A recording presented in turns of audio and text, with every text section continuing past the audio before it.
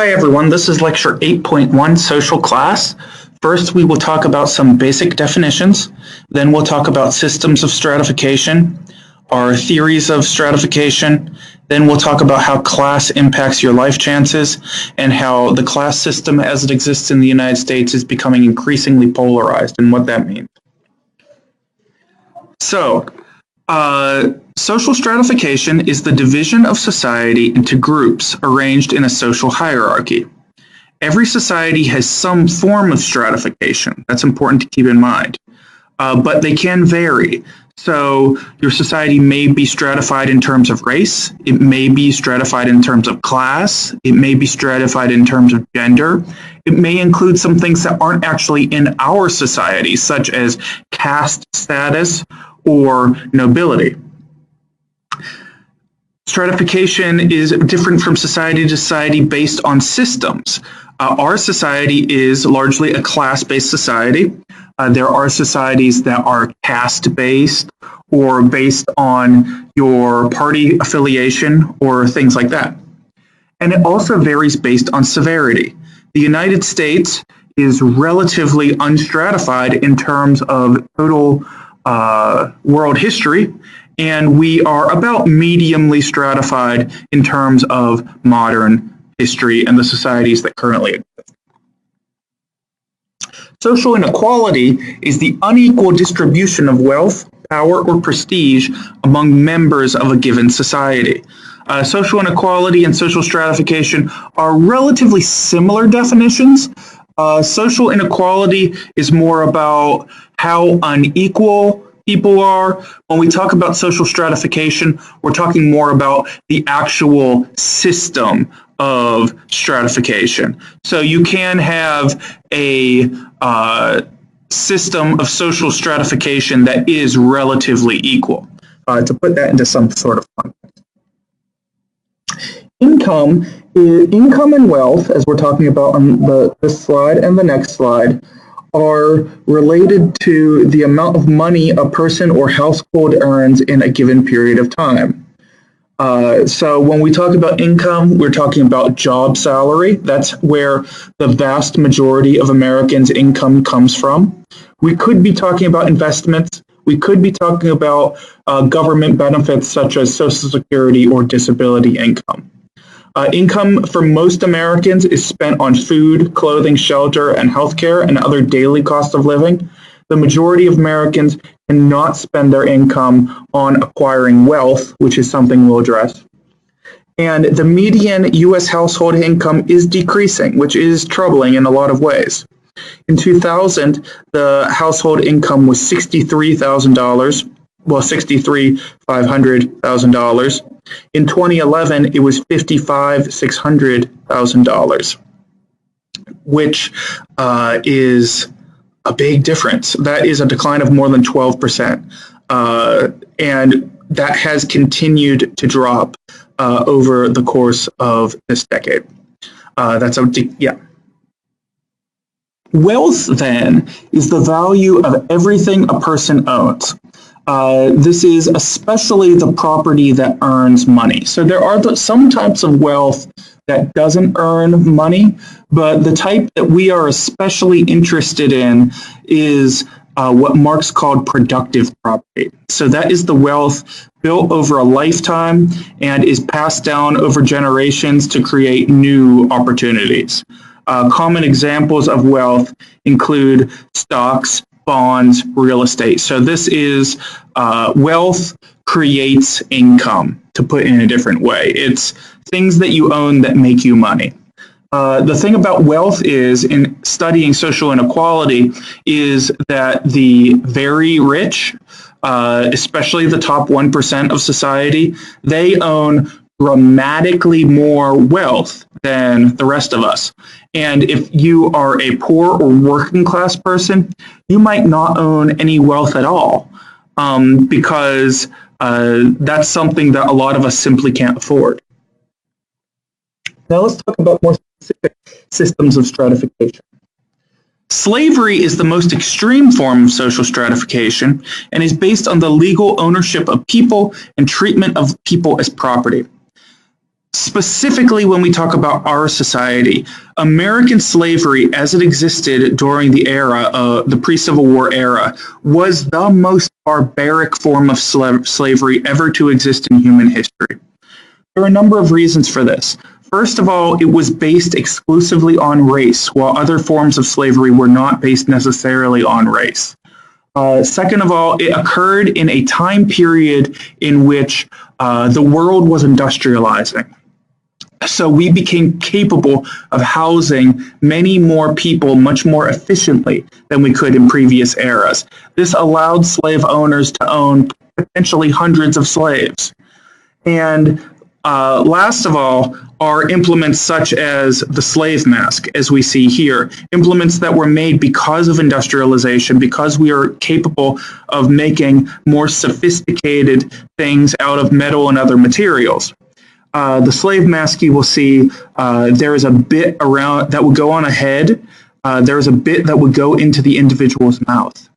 That would serve the purpose of quote unquote pacifying the individual. What it would really do is it would choke the person until they were transported from one place to another so that they didn't escape, so they could focus on basically nothing else other than this piece of metal that was choking them.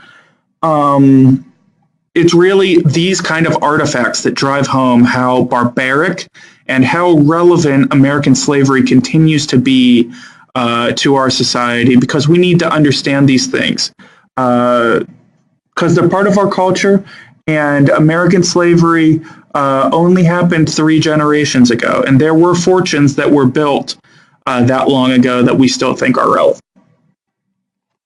The caste system, then, is a form of social stratification in which status is determined by one's family history and background, and it cannot be changed.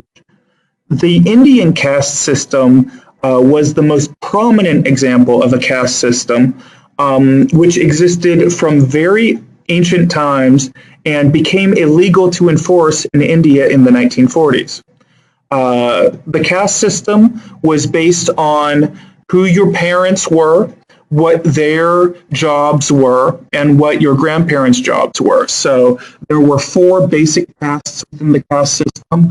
There was the priest caste, the warrior caste, the worker caste, and the undercaste, which the undercaste would be forced to do things such as sewer work, taking away dead bodies, that sort of what was considered unpure work. The Indian caste system was backed up by religion, but it was not solely based on religion. It's really something that's alien to our society because we like to think that we can do whatever jobs we want to do. Within the caste system, you were really stuck doing the things that your parents did, and you were stuck associating with the kinds of people that did those kinds of jobs. We have a class system in the United States. And social class refers to a system of stratification based on access to resources such as wealth, property, power, and prestige. Sociologists often refer to this as socioeconomic status, also known as SES. I mention this because SES and class are different things, but sometimes sociologists or statisticians will use SES to mean class, but really the concept of SES leaves out a lot of the cultural components of class. I'm just mentioning it here just so you know know that term. We will be talking about social class for the remainder of this lecture and our work in this unit. Let's talk specifically now about class, though, and about specific classes in our society. The upper class, these are the wealthiest people in a class system, and they make up about 1% of the total U.S. population. As mentioned, they possess most of the wealth in our country. And the thing about the upper class you need to understand is that in all likelihood, you don't know anyone who is of that top 1%. They tend to hide themselves. They tend to go be members of very exclusive clubs. They tend to live in exclusive areas behind gates. and they tend to go to exclusive universities. And in addition to that, they possess most of the productive property in our society. So while they are the ones in charge, we are unlikely to have any contact with them. The upper middle class, these are the people that if you know anyone that you perceive to be rich, they're probably upper middle class. These are people like lawyers and doctors and business executives. They make up about 14% of the total US population. They might have more money than a lot of us, but they still do live relatively similar lives to us. The middle class then consists primarily of white-collar workers. So these are people who primarily use their thinking or their specific educated skills to make money. The middle class make up a broad range of incomes. There's a scope of money that you make to be middle class that is covered in your textbook on what exactly those numbers are if you're really interested in that. The middle class makes up about 30% of the total US population. A notable point about the middle class is that it is very popular, you could use that word, to call yourself middle class in the United States because we envision ourselves as being a middle class society. However, the middle class only make up about 30% of the total US population. So many more people. It's approximately 85% of the US population identify as middle class, but the reality of the matter is there are only about 30% of the total US population. The working class then, these are sometimes called the lower middle class. These are blue-collar workers traditionally, so we could be talking about factory workers or construction workers or people that work with their manual labor, that sort of thing. But in our economy, it's also service industry workers. So these may be people that work at Lowe's or work at Target, or they might be people that work in restaurants above the fast food level. These people are less likely to have college degrees, but in the current economy and the current education system, there are many people with college degrees that do working class work. And the working class also make up about 30% of the total US population. The lower class. The lower class are also known as poor people. Many poor people typically have lower levels of literacy than other classes, and they make up about 20% of the total US population. The lower class are sometimes known as the working poor. That's because these people often hold multiple jobs, so they work very hard for their position in society, but they aren't capable of often getting the things that the working class or middle class are capable of getting. And because they have to work multiple jobs and because they have lived relatively stressful lives, that is why they have lower levels of literacy. It's not possible to sit down and really read a book or really take in that sort of thing or even be interested in that sort of thing if you are so tired and only have 45 minutes before you fall asleep. Many of us, myself included, sometimes feel like just watching mindless TV when you get home, and that feeling is made stronger when you work multiple jobs and your life is very stressful in a financial sense. Now let's talk about some specific theories of class. Marx had a lot to say about class. He believed that there were two primary social classes in capitalist societies. We've been over this previous in the course, but there's more material here. So we have our capitalist or bourgeoisie class, which owns the means of production. The capitalist, the 1%, they are the ones that own the wealth that makes more money. We went over that just a couple minutes ago. The workers then, or the proletariat, these are the ones that sell their labor for wages. To put it in the system I just talked about, both the middle class and the working class are defined as proletariat in this sense. He believed that social classes would remain divided and social inequality would grow over time. And we do see this. We have seen this especially rapidly happening since the late 1970s to the modern day. Marx did acknowledge that there were classes outside of the bourgeoisie and the proletariat. However, those classes are not essential to the primary struggle and the primary dynamic of society of that strain between the capitalist and the worker. Weber then came on after Marx, about 40 years after Marx, to offer a similar model to Marx, but also included cultural factors. A lot of what Weber did in his lifetime was refining Marx's arguments, and it certainly holds up in terms of class. Weber argued that class status was made of three components, as opposed to just the one component of property that Marx was talking about. So yes, property does serve a factor. Also, the power of the individual, the ability of the individual to make people do what they wanted to do, the prestige of the individual, so how well people think of the individual in society.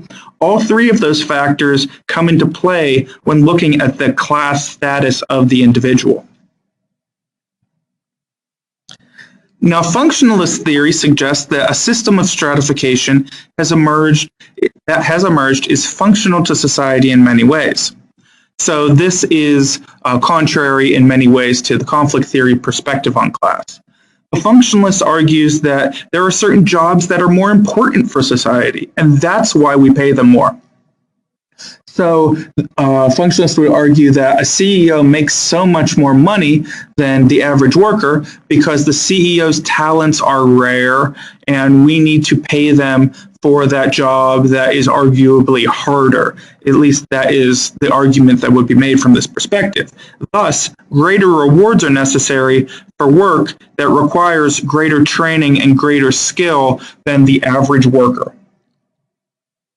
Postmodern theory, then, we don't always look at postmodern theory, but it's especially relevant here. Pierre Bourdieu attempted to explain social reproduction, which is the tendency for social class status to be passed down from one generation to the next.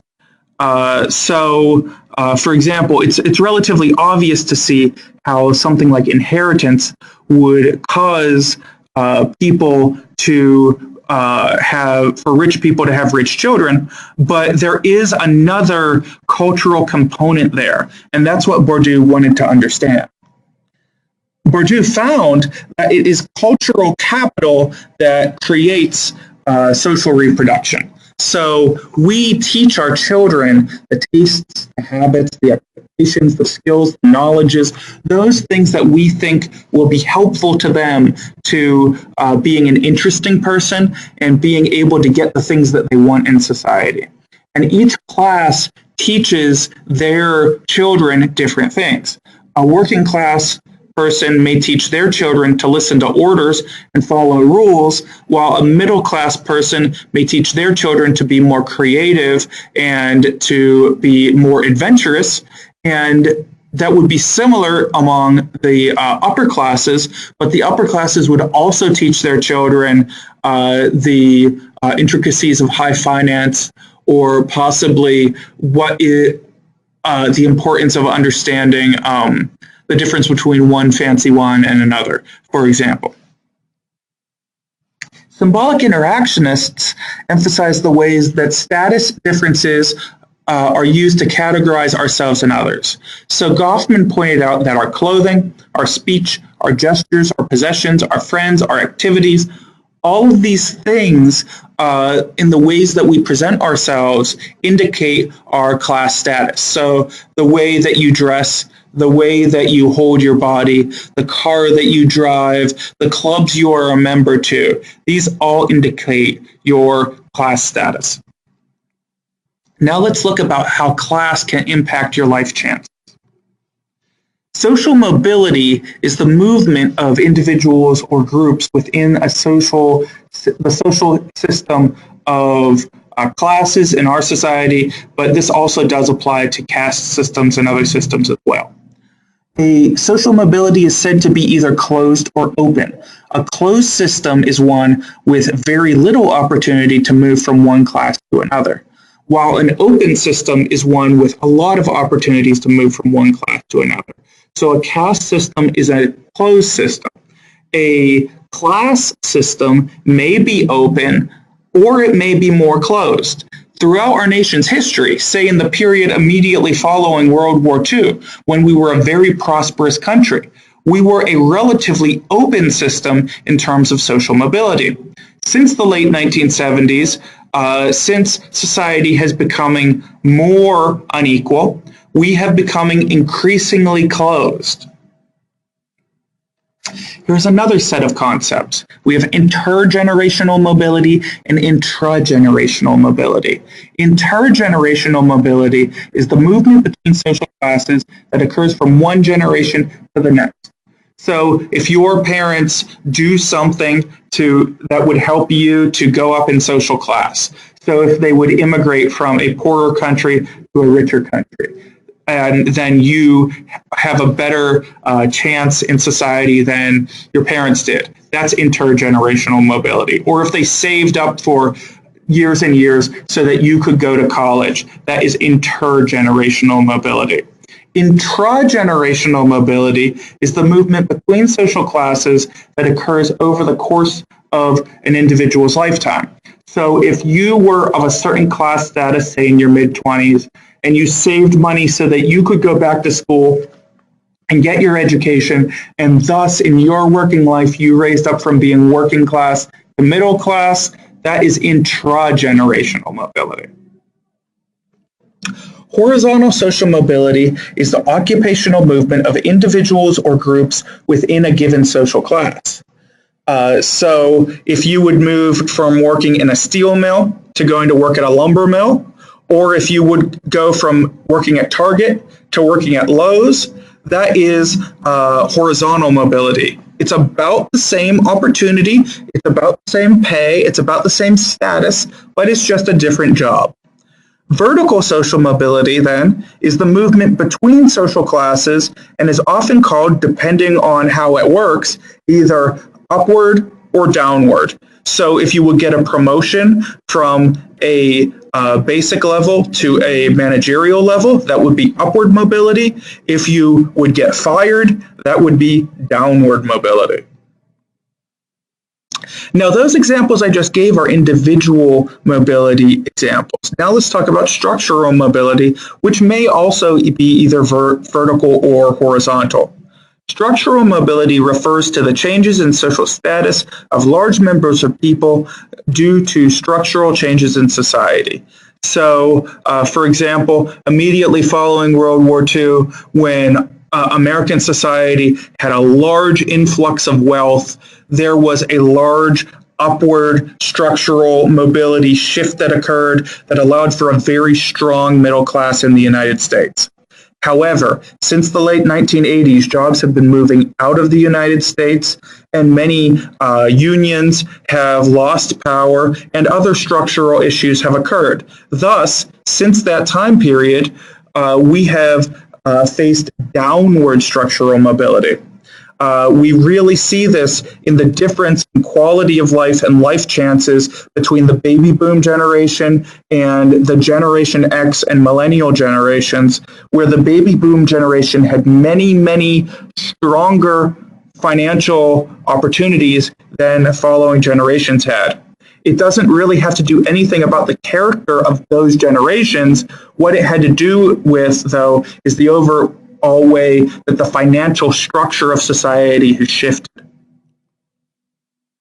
Now let's talk about poverty for a bit. In the United States, the federal poverty line is an absolute measure of annual income. It is frequently used to determine who would be categorized as poor. In 2009, about 47.8 million people, which is about 15% of the population in the United States, were considered poor according to federal guidelines.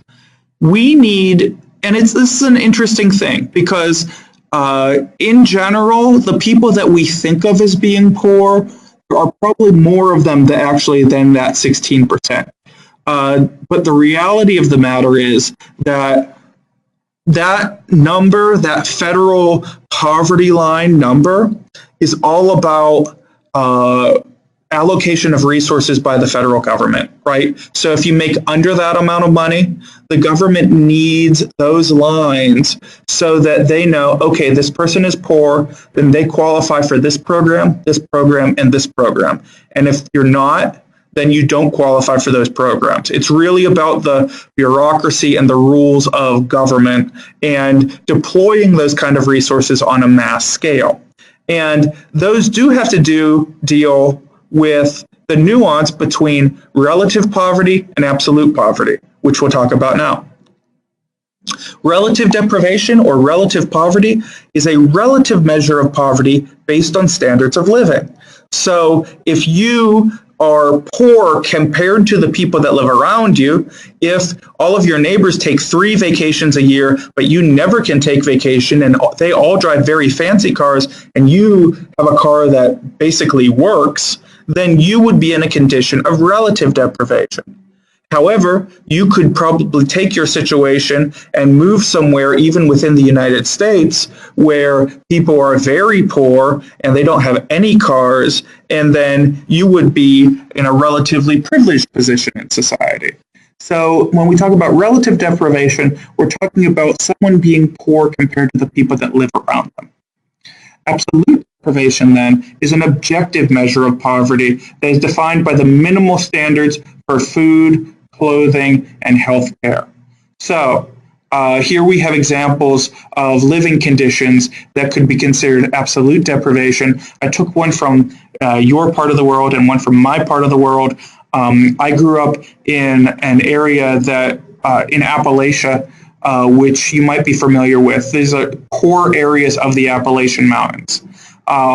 Many houses in those areas were poorly insulated, so they got very cold in the winter. And a lot of times there are people living in houses with structural conditions that could be at risk of falling down. And we see a lot of those in the picture to the right. But those conditions also exist in your area. I'm sure that this house in the summertime gets very, very hot. And what do you do when it rains or you can't go outside, or just when you're sleeping? You could sleep outside, but there's a certain security risk there. These are the living conditions. So, but it's also talking about food, about clothing, and in our modern era, also talking about healthcare. If you are unable to afford healthcare, and if you have to go uninsured, that can very easily put you in a position of absolute deprivation, especially if a sudden health condition were to arise. Now, as I've mentioned, class is about more than just money. It's also about culture. There's a phenomenon known as the culture of poverty, which refers to learned attitudes that can develop among poor communities and lead the poor to accept their fate rather than attempt to improve their situation. The culture of poverty can take a lot of forms. Generally, culture of poverty, for example, discourages education and discourages innovation. So if you were living in a poor area and your family was poor and the people you knew were poor, it would discourage you from, say, trying to start a small business. They say, oh, that's not going to work. Oh, that's just a waste of money. Or they might say something, oh, you're going to go get an education. You think you're better than me? You think you are so smart because you went to college for a few years? Those are artifacts of culture of poverty. And I certainly have experienced those in my life. And depending on your lived situations, you may have also experienced that kind of thing. Now, finally, let's talk about polarization of class in the modern era. As I've mentioned, since the 1970s, manufacturing jobs have been replaced by service sector work, but with lower pay scales, fewer benefits, and less likelihood to be unionized. Now, it is not that service industry work is inherently less valuable than manufacturing type work. That's not why those jobs pay less. It is just as hard, and this is something I'm kind of passionate about, it is just as hard to be a worker at Target or to be a worker at any other place that directly serves people as it is to be someone that works in a steel mill or a coal mine or other things.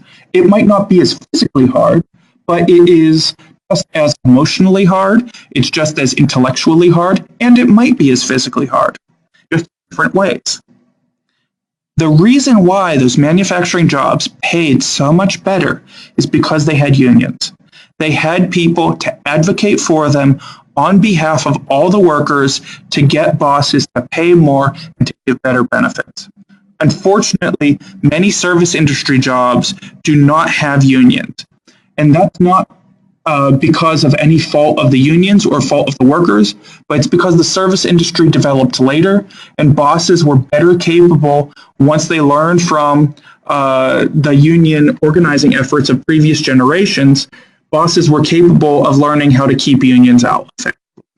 And you can really see there that I used to be a union organizer and I care a lot about those things. Well, what does that mean for you? Well, what it means is that the gap between the report is increasing rather dramatically. And what it also means is your chance of being those rich is much lower than it used to be. There's also less opportunity for young people now than there were for previous generations. We see it documented because the Gen X generation and the millennial generation have been working longer than this next up-and-coming generation. But in terms of Gen X and millennial workers, we see fewer financial opportunities and we see less financial benefits than the baby boom generation had. So it's not that people are lazier. It's not that young people are lazier. It's really that the financial structure of society has changed. Additionally, student loan debt is skyrocketing. It used to be that you would pay $7,000 per year to get a university education. Now, I'm sure you're paying more than that. I almost guarantee it. $7,000 per year. That's almost unbelievable. And because that student loan debt is skyrocketing, then the quality of life of people with said debt continues to be diminished for potentially decades after they get out of college.